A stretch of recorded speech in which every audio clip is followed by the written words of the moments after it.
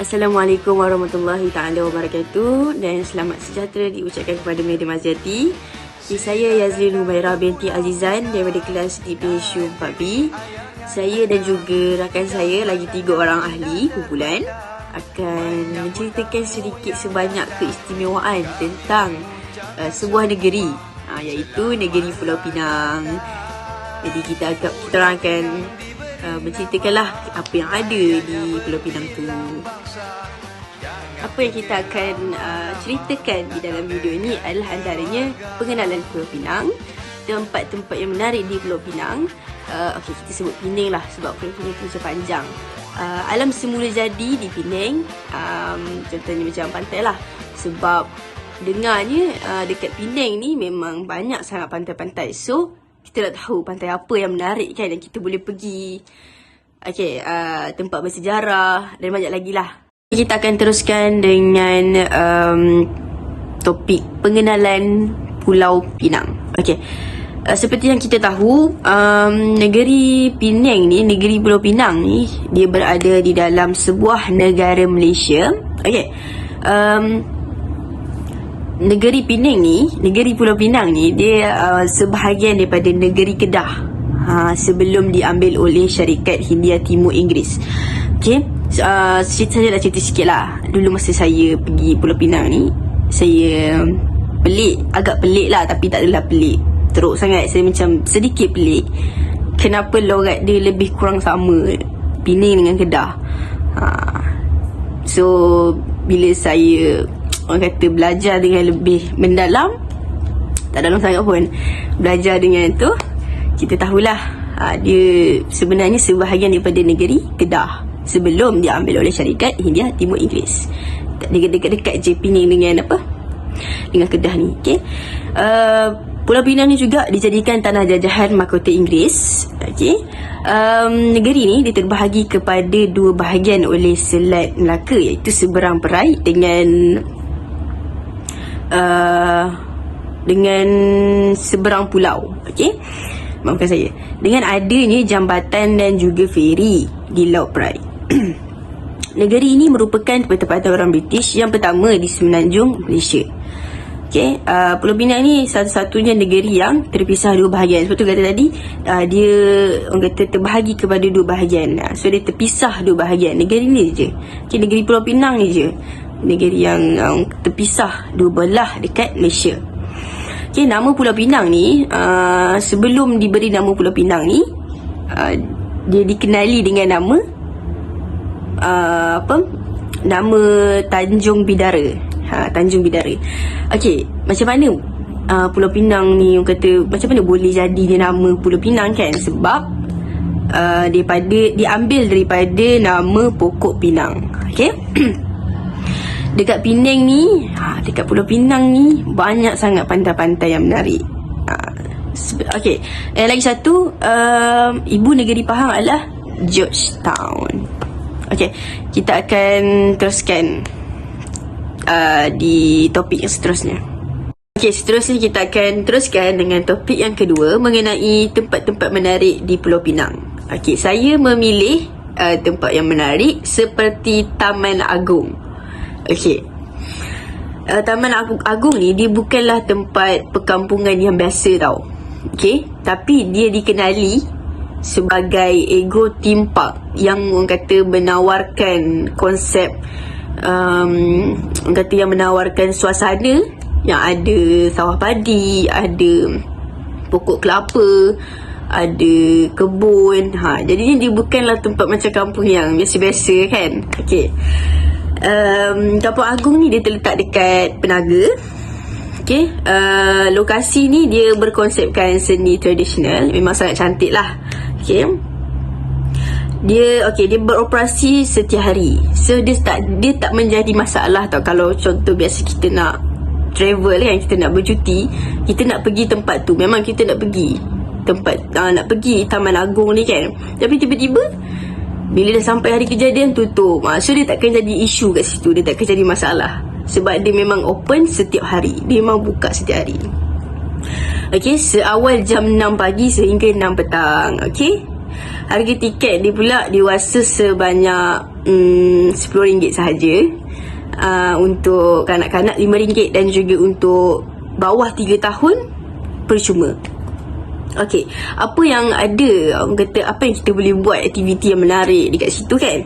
Okey, yang pertama contohnya kita boleh ambil gambar. Sebab apa? Sebab suasana dia memang sangat-sangat cantik. Suasana yang macam saya cakap, dia berkonsepkan suasana yang kampung, yang macam ada sawah padi tu kan. So kalau ambil gambar memang sangat-sangat cantik. Okey, yang kedua berbasikal. Sebab apa? Berbasikal, boleh berbasikal kat situ. Antara orang kata kelebihan, kalau kita berbasikal kat situ, kita boleh menghayati keindahan yang ada dekat situ. Menghayati keindahan suasana. Nak pula petang-petang ni sepoi-sepoi kan. Memang seronok. Okey, yang ketiga berkelah. Kita boleh berkelah lah. Kita boleh orang kata boleh makan dengan keluarga sambil tengok orang main layang-layang. Okey, main layang-layang itu juga aktiviti yang boleh kita buat kat situ. Tapi main layang-layang ni seperti yang saya kaji, okey, main layang-layang ni dia bermusim. Dia maksudnya dia tak adalah boleh main setiap hari. Macam itulah. Dia lebih kurang macam dia kalau musim angin yang kuat baru boleh main. Macam tu yang saya baca lah, yang saya kaji lah kan. Okey, dan juga last sekali yang saya boleh ceritakan aktiviti yang menarik yang kita boleh buat dekat Taman Agong ni adalah dia boleh juga kita menginap di situ. Ada homestay. Tapi yang bestnya, homestay dia bukanlah homestay yang biasa-biasa kan. Tapi homestay dia tu rumah tradisional yang beratapkan nipah. Okey, jadinya dia memang kalau kita, dia memang bagilah kalau kita tak nak rasa vibe kampung, vibe dulu-dulu, zaman dulu kan. Dengan suasana dia, nanti bangun je pagi tengok sawah.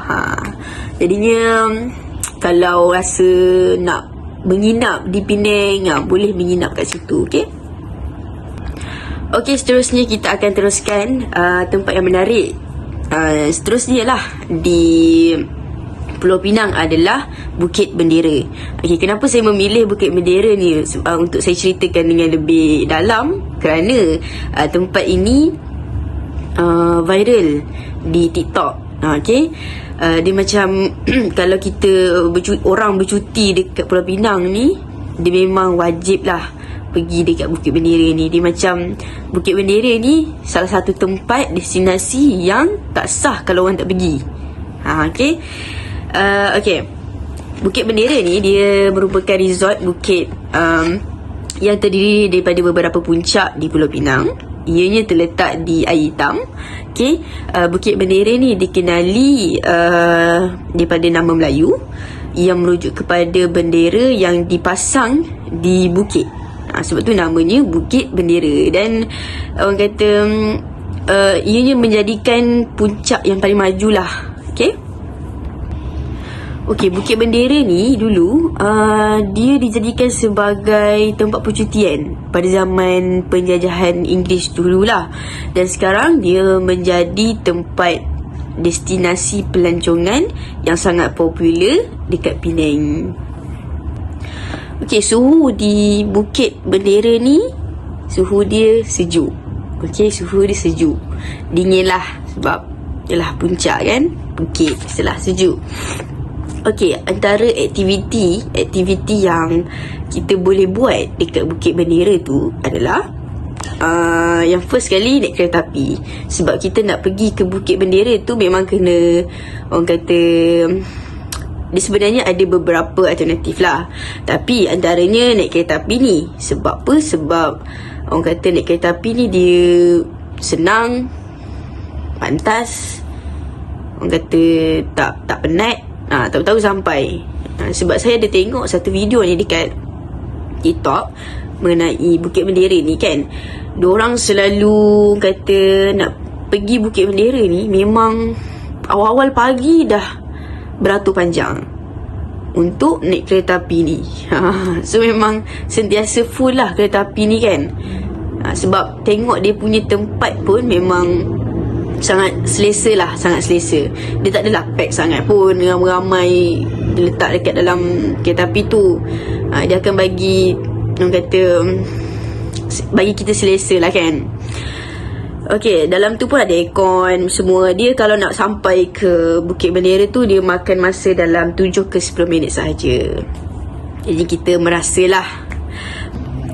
Okey, seterusnya apa yang kita boleh buat kat sana, bila kita dah sampai di Bukit Bendera tu, dah sampai ke atas, kita boleh melihat keindahan bandaraya di Pulau Pinang. Jadi daripada atas boleh nampak bawah. Memang sangat-sangat cantik suasana dia.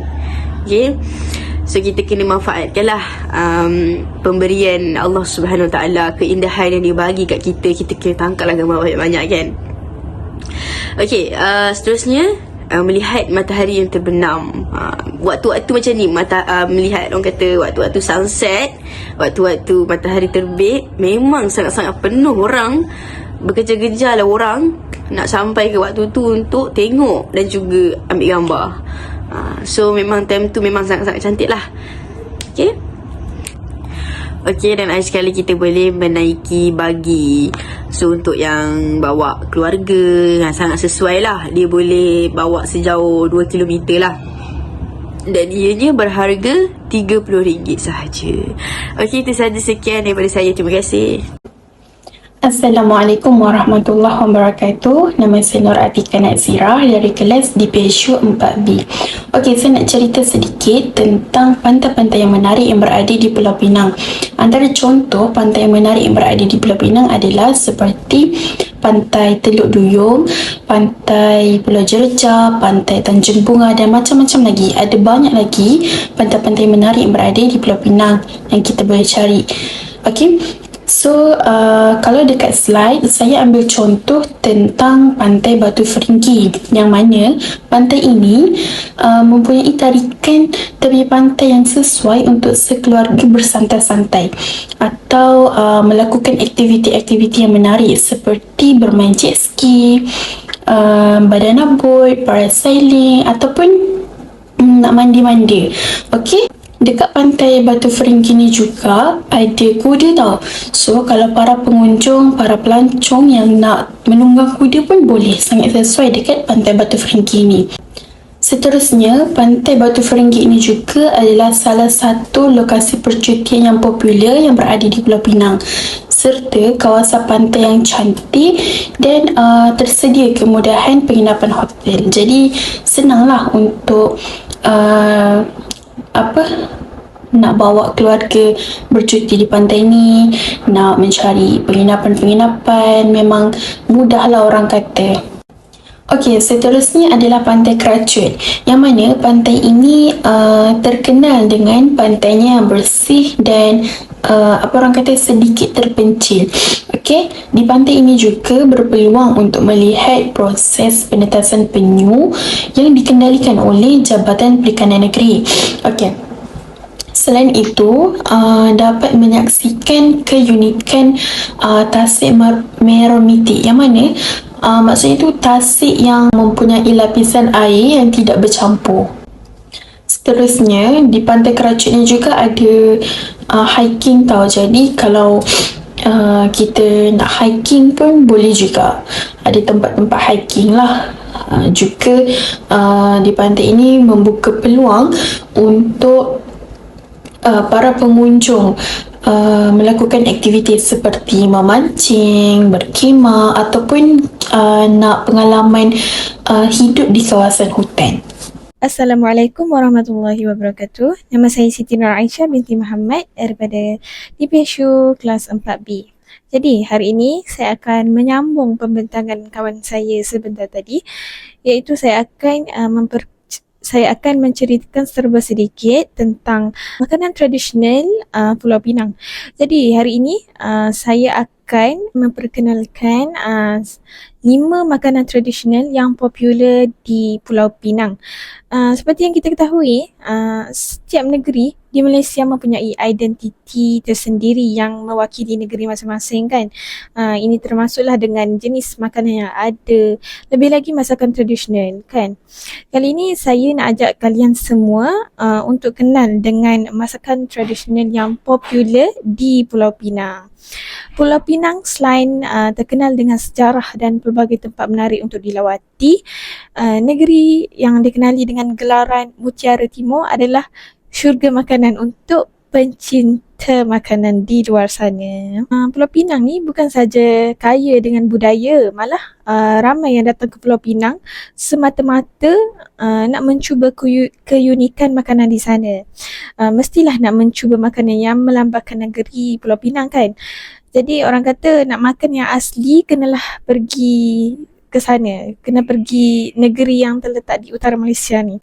Jadi, apa makanan ataupun masakan tradisional di Pulau Pinang yang popular? Okey, mari saya senaraikan 5 makanan tradisional yang susah kita nak lupa. Lagipun makanan ni semua melambangkan negeri Pulau Pinang. Jadi pertama sekali semestinya lah nasi kandar yang mana semua orang minat kot. Nasi kandar, maafkan saya bukan orang utara. Jadi nasi kandar. Sebut saja nasi kandar ni, mesti kita teringat restoran nasi kandar yang sangat popular di Pulau Pinang kan. Ada banyak restoran yang popular dekat sana. Dan semua nasi kandar kat sana sedap-sedap, mostly semua sedap-sedap. Jadi keunikan nasi kandar ni menarik pelanggan sampai beratur panjang nak mencuba nasi kandar dengan pelbagai lauk pauk yang meriah kan. Nasi kandar mempunyai sejarah yang tersendiri di mana ia dibawa oleh India Muslim atau dikenali dengan Mamak Malaysia. Nasi kandar adalah satu hidangan nasi kukus dan dihidangkan dengan pelbagai jenis kari. Malah ada juga hidangan sampingan dia lah. Untuk hidangan laut, nasi kandar ni biasanya sesuai dimakan dengan ayam goreng, daging lembu, telur ikan, udang ataupun sotong goreng.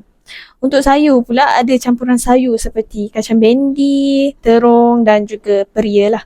Yang penting bagi melengkapkan hidangan nasi kandar ni, campuran sos kari yang dituangkan atas nasi tu yang menyedapkan nasi kandar tu kan. Jadi campuran kuah kari ni lah yang lagi orang kata menyedapkan nasi yang atas satu pinggan tu. Okey, kita pergi ke makanan yang kedua iaitu laksa Penang. Laksa Penang. Yang mana ramai lah kot orang yang minat dengan laksa Penang ni. Mestilah kan. Terutama sekali rakyat Malaysia sendiri. Termasuklah saya. Laksa Penang adalah salah satu makanan favourite saya. Laksa Penang ni memang cukup popular di Pulau Pinang. Ada yang panggil asam laksa. Kenapa dia cakap macam tu?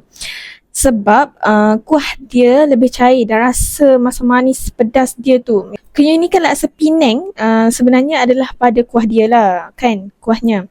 Nenas dan otak udang diletakkan di dalam kuah laksa Penang yang menjadikan kuah laksa tu lebih sedap dan lain dari yang lain. Untuk satu mangkuk laksa Penang dihidangkan bersama dengan hirisan timun, telur dan salad.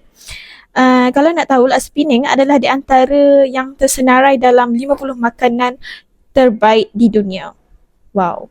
Kita beralih kepada menu yang ketiga iaitu makanan popular di Pulau Pinang yang ketiga iaitu pasembok. Pasembok ni antara satu menu yang wajib dicuba bila kita berkunjung di Pulau Pinang. Pasembok juga dikenali sebagai salad India Malaysia. Rugi rasanya kalau kita ke Pulau Pinang tapi tak rasa sendiri pasembok ni. Bahan-bahan yang digunakan untuk membuat pasembok kebanyakannya sayur-sayuran. Hidangan ni dimakan bersama tahu, cucuk udang dan mi kuning. Bagi melengkapkan lagi hidangan ni mestilah ada kuah. Kuah yang serasi dengan pasembok adalah kuah kacang pedas atau kuah merah manis pedas. Sepinggan pasembok pun dah rasa kenyang dan boleh jadi menu diet. Siapa-siapa yang nak diet tu boleh cuba pasembok. Okey, menu yang keempat iaitu char kway teow. Kalau nak merasa char kway teow yang sedap, mana lagi kalau tak Pulau Pinang kan. Char kway teow adalah mi beras yang lepeh. Satu Malaysia rasanya dah sinonim dengan perkataan char kway teow ni sebab ia adalah hidangan yang tak kira dimakan untuk sarapan pagi, tengah hari ataupun untuk makan malam. untuk membangkitkan lagi aroma char kway teow mestilah dimasak dengan haba yang tinggi. Sebab tu kita tengok kedai-kedai yang jual char kway teow tu api dia sampai naik-naik macam tu. Jadi bahan-bahan yang lain seperti udang, kerang, telur, cili lagi menyedapkan rasa char kway teow tersebut. Walaupun char kway teow ni banyak version, banyak versi, sekarang dah boleh dinikmati oleh kesemua lapisan masyarakat. Okey, akhir sekali, makanan tradisional di Pulau Pinang yang dapat saya senarkan ialah cendol. Cendol ni ialah hidangan pencuci mulut lah. Di mana-mana negeri pun ada cendol ni, tapi orang kata Pulau Pinang cendol dia sangat sedap. Ramuan asas adalah beras pulut, dijadikan jeli hijau, santan, gula melaka dan air batu. Boleh juga ditambah dengan bahan lain seperti kacang merah, jeli hitam dan jagung. Cendol ni sangat sedap kalau kita berkena time panas-panas. Jadi itu saja 5 makanan tradisional yang dapat saya senaraikan. 5 makanan tradisional Pulau Pinang yang dapat saya senaraikan. Khususnya, saya akan memperkenalkan kepada anda beberapa tempat yang bersejarah yang terletak di negeri Pulau Pinang. Jadi, seperti yang kita ketahui, Pulau Pinang adalah salah satu destinasi tumpuan untuk melancong dan bercuti. Rata-rata orang yang datang ke Pulau Pinang teruja untuk makan angin dan menikmati pemandangannya lah kan. Namun, terdapat juga segelintir pelancong yang berminat untuk mengetahui tentang sejarah dan keunikan masa silam yang terdapat di Pulau Pinang. Tanpa melengahkan masa, saya akan memperkenalkan beberapa tempat bersejarah di Pulau Pinang yang terkenal dan menarik perhatian ramai. Yang pertama sekali iaitu Fort Cornwallis, antara tempat yang bersejarah yang terletak di Padang Kota Lama. Yang kedua ialah Museum Perang. Museum Perang ni dianggap antara tempat paling seram, paling berhantu di Asia. Tempat bersejarah di Pulau Pinang ni sebesar 20 ekar dan ianya terletak di Mukim 12 Batu Maung. Dahulunya tempat bersejarah di Pulau Pinang yang telah dijadikan tempat simpanan senjata, terowong, bilik penjara, kawasan penyiksaan musuh dan bilik pameran sekarang telah dijadikan museum yang boleh anda lawati. Tempat bersejarah yang ketiga ialah Museum Kamera. Tempat bersejarah di Pulau Pinang ni sangat sesuai bagi kaki fotografi. Jadi sesiapa yang suka mengambil gambar tu boleh berkunjung ke museum ini. Akhir sekali, tempat bersejarah di Pulau Pinang iaitu Rumah P. Ramlee. Siapa je yang tak kenal dengan Allahyarham P. Ramlee ni kan? Beliau adalah seorang seniman agung negara suatu masa dahulu dan sehingga kini masih menjadi sebutan ramai. Anak seni kelahiran Pulau Pinang ni sememangnya telah banyak menyumbang kepada industri hiburan tanah air, terutamanya di Asia Tenggara. Hai, Assalamualaikum. Nama saya Nur Alia Sofia binti Khairun daripada kelas TPHU 4B.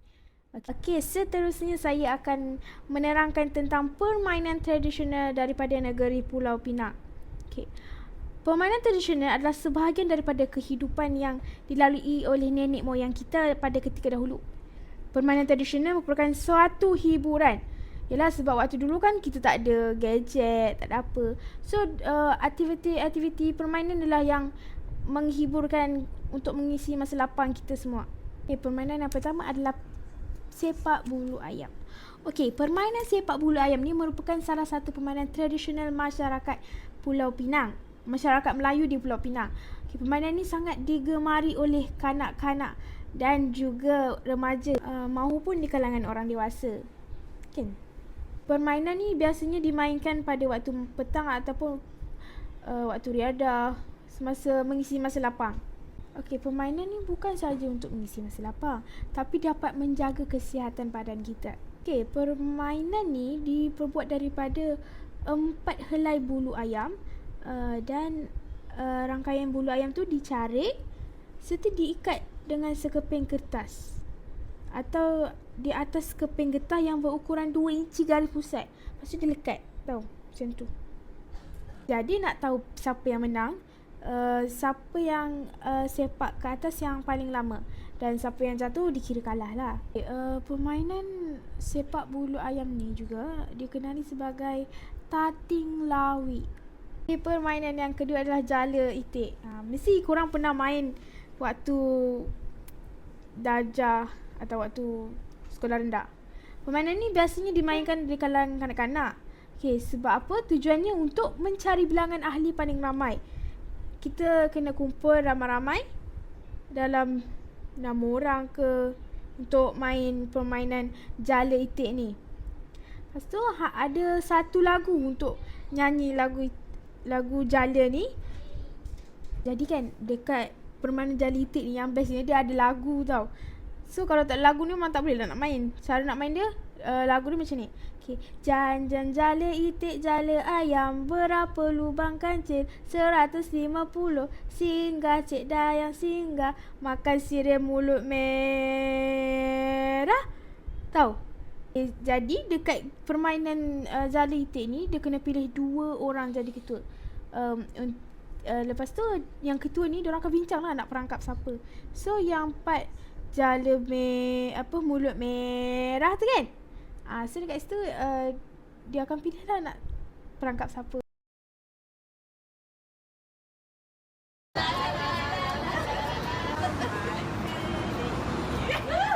Korang dah tengok kan macam mana permainan jala itik tu. Mesti ada yang dah pernah, mesti ada yang belum. Tapi kalau saya pernah. Seterusnya permainan yang ketiga, sepak raga. Sepak raga merupakan permainan laman. Tujuan permainan ni untuk menimbang bola raga seberapa lama yang boleh. Tujuan permainan sepak raga ni untuk menimbang bola raga seberapa lama yang boleh. Kalau sepak bulu ayam tu dia individu timbang sepak bulu ayam, dan kalau sepak raga ni timbang bola dalam kumpulan. Bilangan ahli dalam 3-5 orang. Bola raga dibuat daripada rotan. Gelanggangnya adalah permukaan rata yang dibina bulatan bergaris pusat 3 meter. Beberapa bulatan akan dibuat dan setiap kumpulan akan bermula serentak. Maksudnya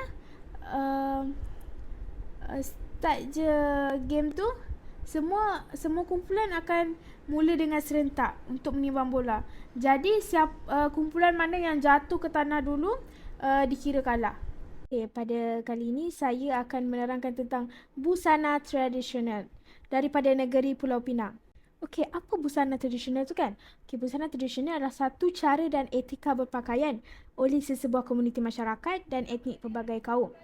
Busana tradisional mempunyai ciri-ciri tertentu yang menjadi perlembagaan atau identiti sebuah masyarakat berdasarkan kepercayaan agama dan amalan serta aktiviti seharian mereka. Setiap negeri mestilah mempunyai busana tradisional untuk melambangkan identiti negeri tersebut. Seperti yang kalian boleh lihat gambar busana tradisional lelaki dan wanita yang berada di Kanva ni. Busana lelaki memakai tarbus, baju jaket dan sampit. Busana lelaki memakai pakaian cara berat seperti bush jacket tu. Bush jacket tu macam yang selalu bodyguard pakai kan, selalu macam warna hitam kan, yang dipadankan dengan sampin bercorak, tapak catur dan tarbus. Catur tu macam petak-petak tu. Pakaian yang biasa digemari oleh kaum Melayu peranakan. Busana tradisional bagi wanita, cucuk sanggul, selendang, baju kebaya pendek dan juga kain batik. Untuk busana perempuan pula, wanita memakai baju kebaya sulam dengan kain batik dan selendang di tepi yang menjadikan kegemaran kaum nyonya dan cetiar. Baju ini lazimnya disulam dengan motif bunga-bunga dan dihiasi dengan kerongsang kat tepi. Jadi itu saja untuk busana tradisional daripada negeri Pulau Pinang. Seterusnya saya nak cerita sedikit tentang taman tema yang menarik yang berada di Pulau Pinang. Antara contoh yang saya ambil adalah Escape Penang, yang mana tempat ini menggabungkan taman tema hiburan, taman tema air dan aktiviti ekstrim dalam satu tempat yang sama. Jadi kalau kita tengok tak banyaklah tempat yang gabungkan semua aktiviti ni dalam satu tempat yang sama. Menarik kan Escape Penang ni? Okey, seterusnya Escape Penang ni terletak di Teluk Bahang, Tanjung Tengah. Juga yang menariknya dekat Escape Penang ni, dia ada base camp tau, ataupun tapak perkhemahan yang kalian boleh cuba untuk menikmati pengalaman tidur di bawah bintang. Jadi tak banyak taman tema yang ada macam base camp dan sebagainya. Okay, then dia boleh pilih tau kalau kita nak bawa peralatan kita sendiri ataupun kita nak sewa dari pihak Escape. Okay, seterusnya taman tema yang kedua adalah Bertamsau ataupun Kepala Batas. Okey, yang mana Bertamsau ni dia berkonsepkan ala-ala gaya Timur Tengah, ataupun kalau kita tengok pada bangunannya dia ala-ala Arab macam tu. Dan menyediakan pelbagai jenis tarikan gelongso yang disediakan seperti Salalah Rauf, Dawama Tornado, Al-Wadi Wellness dan macam-macam lagi. Dan dia ada apa orang kata, waktu malam juga dia beroperasi. Jadi akhir sekali iaitu saya memberikan hadis, iaitu jihad adalah pelancongan. Daripada Abu Umamah radhiyallahu anhu, seorang lelaki berkata, "Wahai Rasulullah, izinkan saya untuk melancong." Kemudian Nabi Muhammad SAW berkata, "Sesungguhnya pelancongan umatku adalah jihad di jalan Allah."